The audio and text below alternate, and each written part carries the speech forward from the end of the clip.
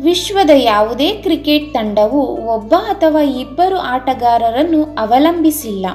ತಂಡ ಯಾವಾಗಲೂ ಗೆಲ್ಲಲು ಆಡುತ್ತದೆ.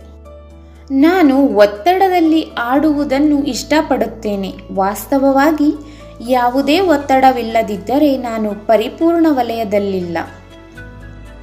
ನಾನು ದೇವರನ್ನು ನಂಬುತ್ತೇನೆ, ಆದರೆ ನಾನು ಆಗೊಮ್ಮೆ ಹೀಗೊಮ್ಮೆ ದೇವಸ್ಥಾನಗಳಿಗೆ ಹೋಗುವುದನ್ನು ನೀವು ಕಾಣುವುದಿಲ್ಲ.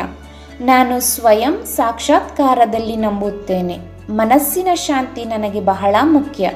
ಸುಮ್ಮನೆ ಏನಾದರೂ ಮಾಡೋದ್ರಲ್ಲಿ ಏನು ಪ್ರಯೋಜನ? ನಾನು ನನ್ನ ಬಗ್ಗೆ ನಿಜವಾಗಿರುವವರೆಗೆ ನಾನು ಇಷ್ಟಪಡುವುದನ್ನು ಮಾಡಲು ನಾನು ಬಯಸುತ್ತೇನೆ.